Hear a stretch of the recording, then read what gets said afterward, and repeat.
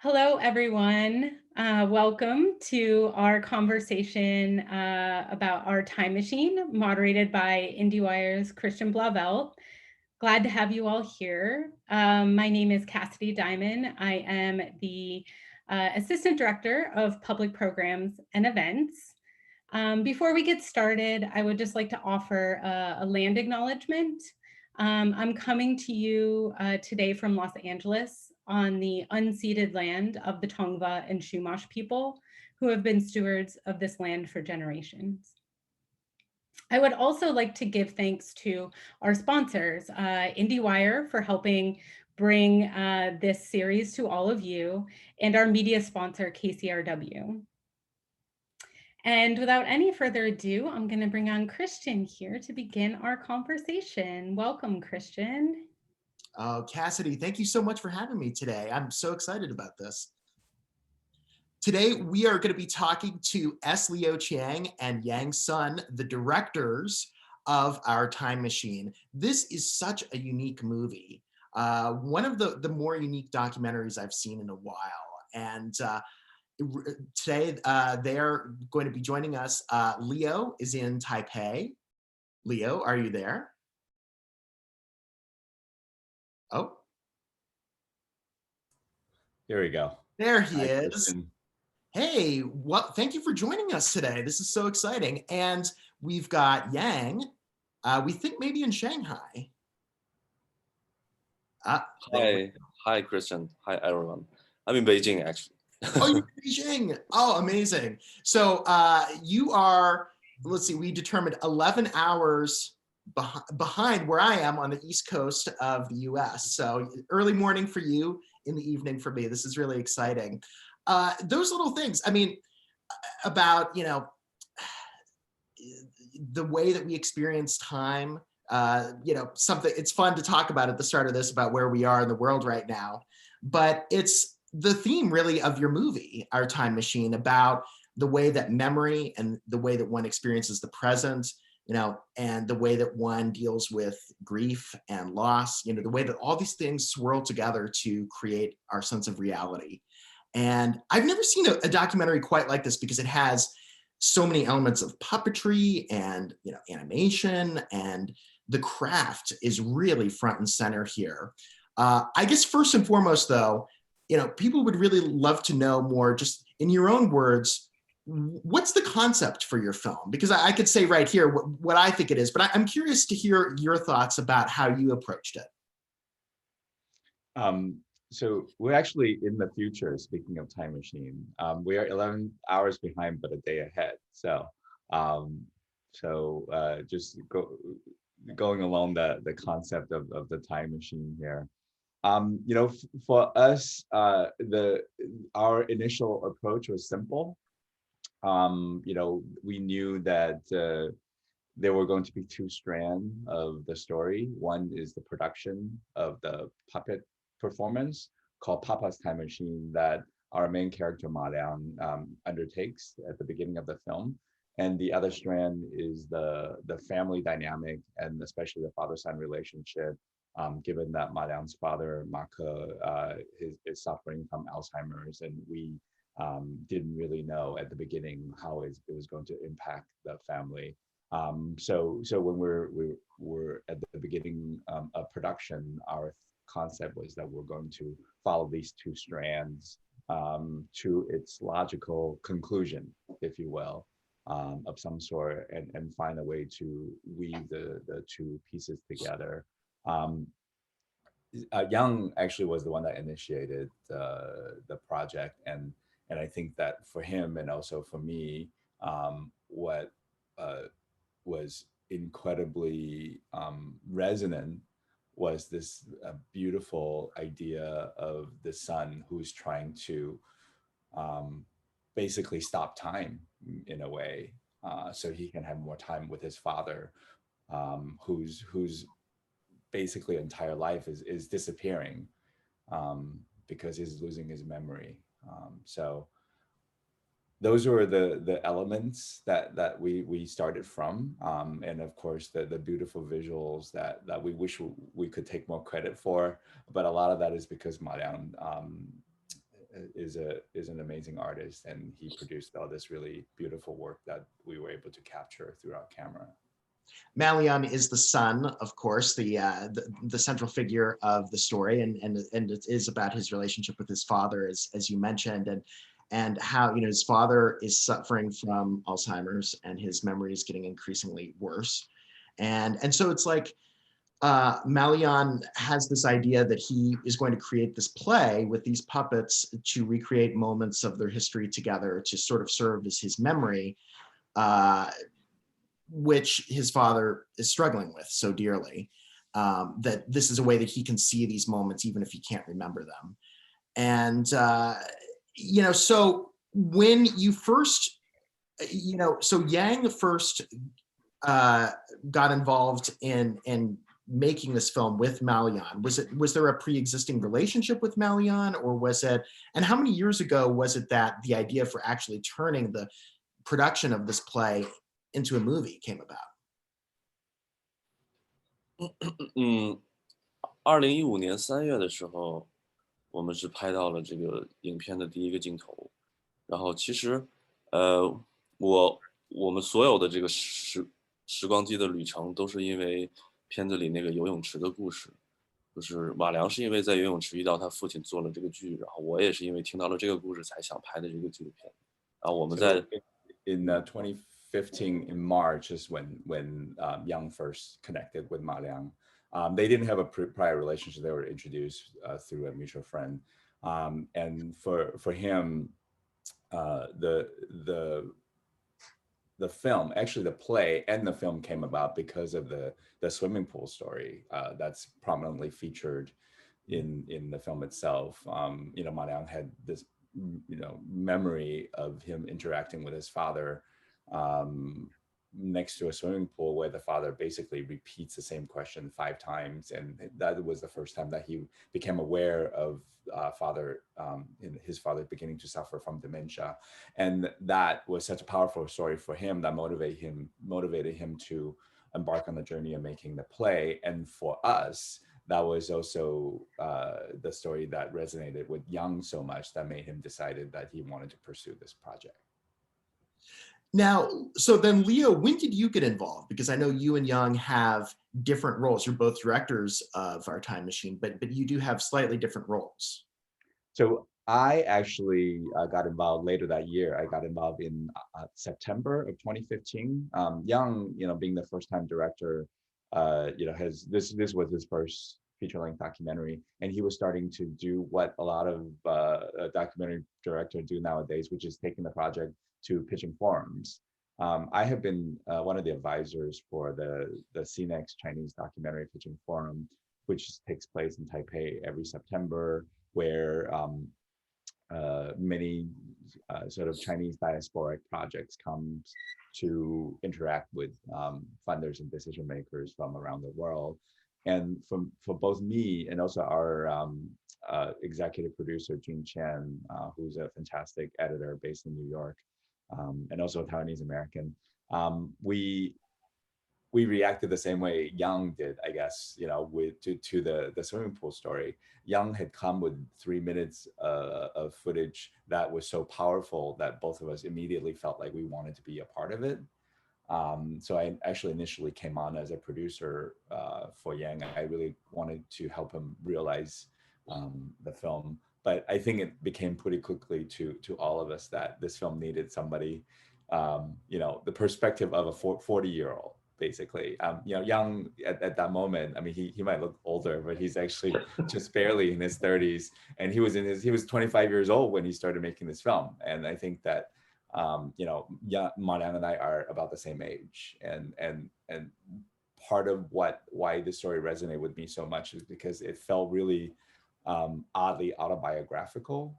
I really understood as a, you know, sort of a fellow storyteller, as somebody who is in mid-career, as somebody whose parents who are starting to age, and you know, that I myself am starting to wonder what that's going to be like.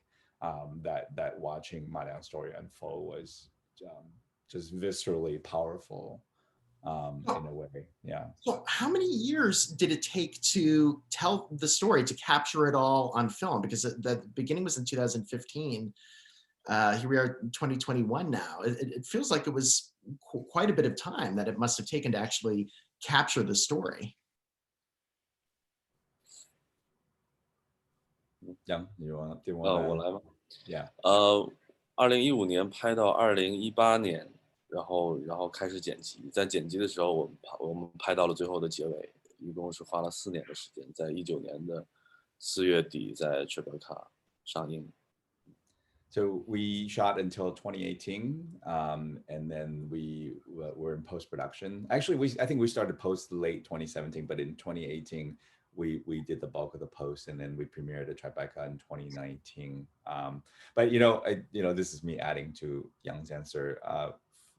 The last year was really kind of waiting for for the conclusion of the film to happen. The film ends with Maleonn giving birth, or Maleonn's and his wife Tianyi giving birth to their child, which to us was such a amazing wish come true as a story, as the sort of the perfect ending to their story. So we were editing and kind of waiting for that to happen.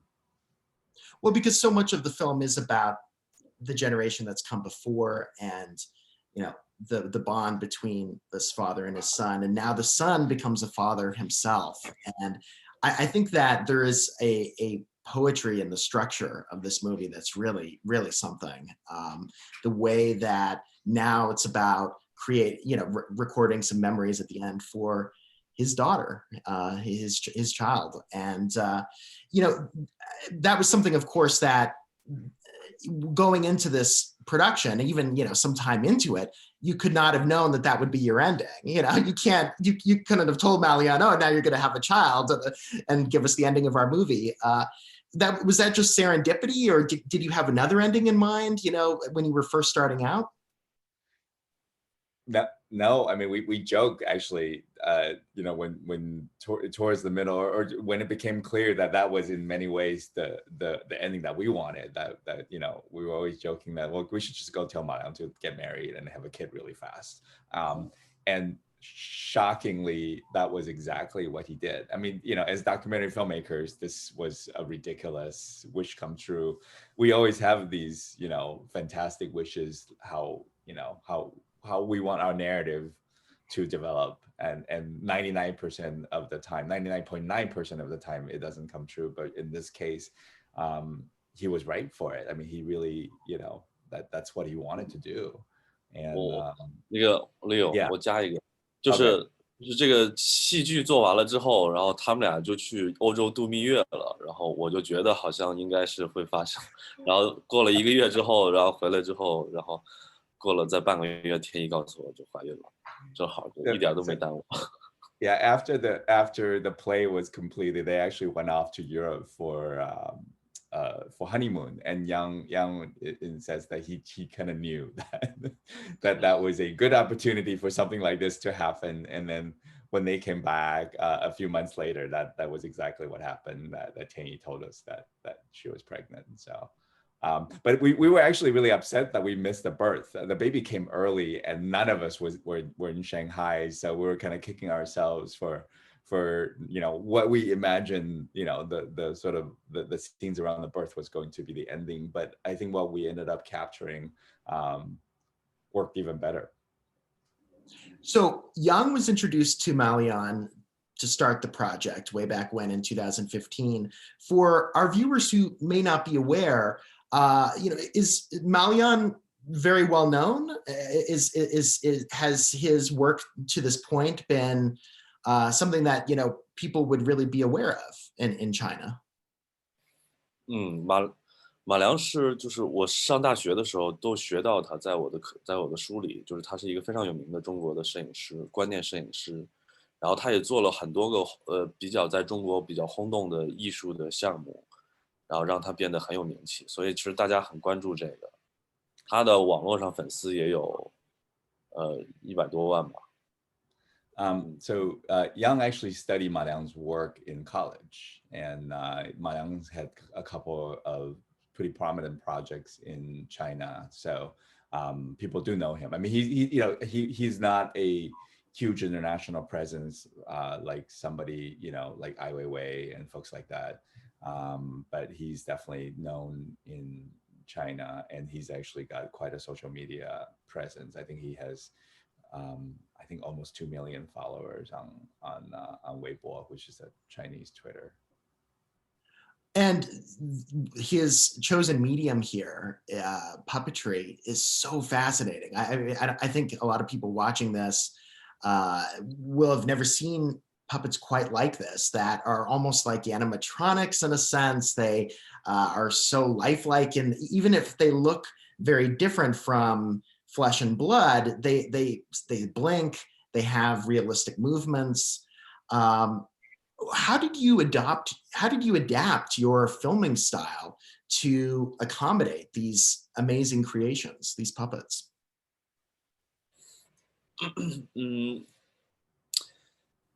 就是其实我自己一听说这个故事，我就有很多很多的想象的画面，包括就是我们拍的那个游泳池，包括我们还拍了很多很多用这个木偶演绎这个马良真实故事的场景，因为我当时觉得这木偶就特别像一个人，他可以完成，就他特别像人，所以我就拍了很多这种东西，然后because when we saw, or when Yang saw that the puppet was so incredibly lifelike, he had a lot of ideas of how he wanted to realize some of the scenes, and one main one being to act out some of Maleonn's memories, childhood memories with puppetry, and that's how we ended up with some of the scenes that you see in the film.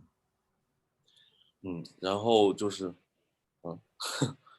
就这个木偶他是讲那个他父亲嘛，然后我觉得他木偶就是行动会比较的这个缓慢或者说困难，这就很像就是一个老去的一个人的样子，所以要慢慢把它变得那个灵活，变得很活跃，很热情，这是一个很有趣的一个假设的地方。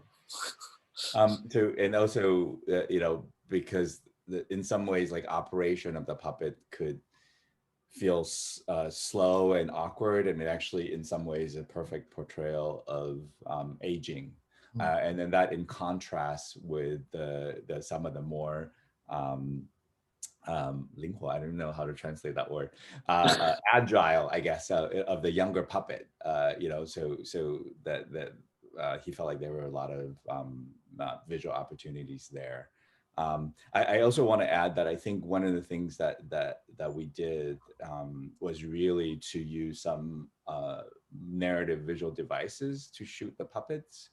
The observational current day scenes are mostly done handheld, but we pull out the crane, we pull out the dolly, we did much more stylized shooting with the puppets because they were supposed to exist in a different world in many ways. At the same time, we also wanted, especially the child puppet Makuji, the 5-year-old Makuji, to be a real character in the real world. So that was something that we had talked about, not necessarily at the beginning of the shooting, but it became very prominent that to really lead into the magical realism of the story element, there needed to be somebody, one of the characters needs to bridge the imaginary world and the real world. And that was the baby Makuji, because we were in all these situations where we're shooting, when the puppet comes out and interact with the audiences. And I mean, there's 2 grown women standing behind the puppet and one of them voicing for the puppet. No one ever looks up. Like, people are just directly interacting with the puppet the whole time, and we knew that we could just make the puppet a real character because Maleonn and Tianyi, and they're interacting with the puppet like the puppet was their own child, and it was so natural. So we wanted to capture that. Well, there's a wonderful scene where you follow Maleonn to Washington Square Park in New York City, where the puppet interacts with some kids, with a little girl at one point. And yeah, you see the two puppeteers, the two women behind the puppet, but no, it's the little girl is focused on the puppet. It's the puppet that's real, even though you can see, her lips moving. It's still the puppet. That's such a powerful thing. And how long were you there in Washington Square Park shooting that whole sequence? Not very long at all, actually, because it was freezing. It was in January. It was really, really cold outside. And I think that we had this idea that we were going to go there, interact with some local New Yorkers. But there actually weren't very many people there, so we didn't spend a whole lot of time there. But when, there was that shot of the dog who kind of became obsessed with baby Malcolm and came up and wouldn't let go, and owner was cracking up. The thing about that puppet, we've seen a lot of prototypes of, especially the baby Makuji, and we could see that Maleonn was really trying to get the eyes right. There were some other versions where the eyes just weren't quite right, and I don't think we could necessarily describe to you what didn't work about it, but it just didn't speak the same way. The eyes didn't speak the same way. But this one, it just really, it connects. It really makes that connection that is, intangible. And I think that we witnessed that definitely at the Washington Square Park, during those interactions, and also other interactions that we were a part of along the way. It's the blinking, I think, that really, I don't think most puppets don't blink, I don't. So the hand that operates the head, inside there's a little trigger that if you pull on it, that the eyes blink. So it's I think the blinking really, Maleonn sometimes operates it and he's not as experienced as the puppeteers. So when Maleonn's operating, the puppets don't blink as much, so it feels just a little bit off. So, but those puppeteers were amazing. We actually we shot a lot of stuff with the puppeteers outside of the puppet, but we made the decision to exclude them from the film, which was a difficult decision to make, but it was a necessary decision to make in order to preserve the magic of the puppets themselves. This is such a beautiful portrait of aging and how, a young person can wrap his mind around the aging process, in the case of his father, but, we all know that one day we're going to be like that too. We're going to be dealing with the infirmities of old age as well. And it's so interesting that this film would arrive at this particular moment, because I think in the past year with the pandemic, we've been thinking so much about the elderly and about elderly issues. In the US, of course, there was a time when some were basically suggesting that, the economy was more important than saving the lives of the aged, which was just mind-blowing and horrifying. What do you hope that people will take away from this in terms of really, appreciating our aged loved ones? That's a hard question. 我先说一点吧，就是在中国，就是我也能感觉到，就新的一代，包括就是现在就大家就是太想去这个赚钱，或者说就变得自私了，然后这个就想让大家看一下这个故事，然后让大家不太那么急着去赚钱，因为现在经济发展的特别快了，然后每个人都已经是被卷入了这个经济里，然后再不停的去赚钱，然后马良也不停的追求他的这个名望的东西，包括艺术上的很多的追求，但是这是我们所有人的这个样子，但是你需要停下来，然后看一看，整个社会都在不停的往前走了。Yeah, for in China, because of the economic development, that there's this, everybody is focusing on making a living, making money, and chasing success.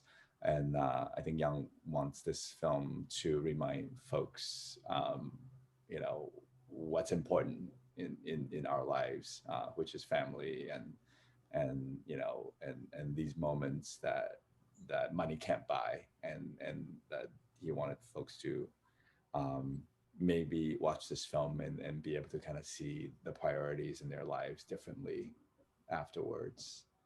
Um, I think that at some point we had to admit to ourselves that it sounds a little grandiose, but we had to admit to ourselves that we're really just making a film about life in general. It's about aging, it's about this illness, it's about an artist creating work, but it's about love, and it's about what it means to live a life, and the choices that we make, and how we see life, and how we celebrate the messiness and the imperfection of life. And I think that for me, that's what I would like to remind folks, that so much about life is about our perspective of it. What can be seen as heartbreaking can also be really beautiful. And I think that message is something that I find very moving, and that's something that I try to strive for myself as well. Oh, that's beautiful. I mean, but of course, if life is your subject, which I think this film is, and that you can't get a more massive subject than that. That is that is everything, and I think that was one of the things I was thinking about while watching is how did you possibly condense all of this? Because you must have shot just an extraordinary amount of footage. How much do you think you did collect, and what was the process like of then shaping that narrative out of that? Yeah, how many hours did you shoot, Yang? Do you remember? I see that nowadays, because there are no tapes, it's always hard to get a sense of the amount of footage that we have. 我觉得300个吧，总共加所有的素材Yeah, 300。we're thinking maybe about 300 hours. I mean, and also because we had a combination of these observational scenes that are one camera, but for the performances, oftentimes we had 3 or 4 cameras, and then in addition, we had some material from Maleonn that we were also working with. So it was quite a bit of material. But at the same time, a lot of the material we had were production of the play, right? And it became pretty clear pretty early on to us that we have to be really careful about showing the process of the production, because while the puppets and the props are incredibly stunning and beautiful, it's also really easy to abuse the novelty of it, that the audience could quickly get bored with it and sort of take away from the magic of that work. So we were, one of the things that we were really careful about is plotting throughout the film of how much to show of the play and of the puppet creation and where that happens, between the creating of the puppet itself, the creating of the key props, the shadow puppetry, the rehearsal, et cetera, et cetera, et cetera. That was something that we worked on a lot, and it kept changing. But we also knew that while the production of the play gives us the skeleton for the larger narrative, the emotional beats were the key. That was going to engage the audience in the way that we want to. So that was the other challenge, is try to figure out what are the key beats with the father and son story.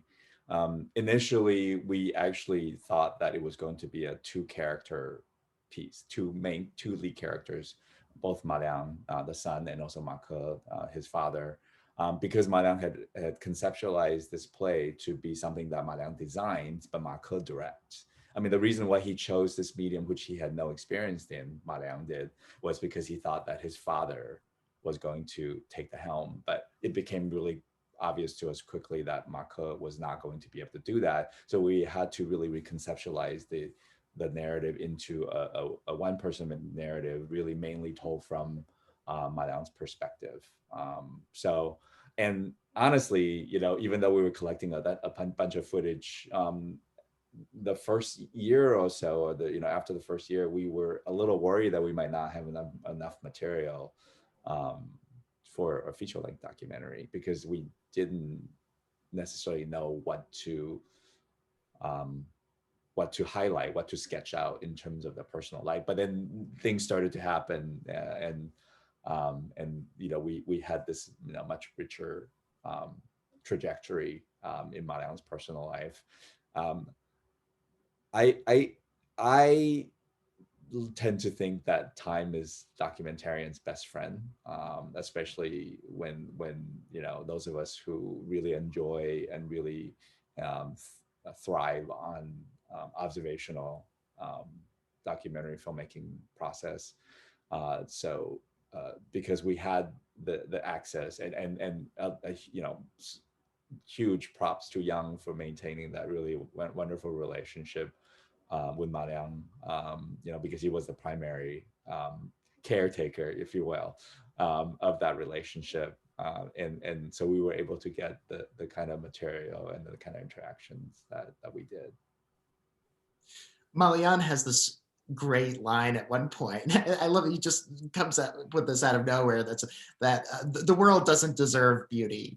You know, he says at one kind of low moment in the film for him. Do you think, you know, out of all of this, you know, do you think he really does believe that to some extent, or do you think that his perspective has changed, or how do you think now? It's sort of like, now that the film is behind us, you know, he's a father himself.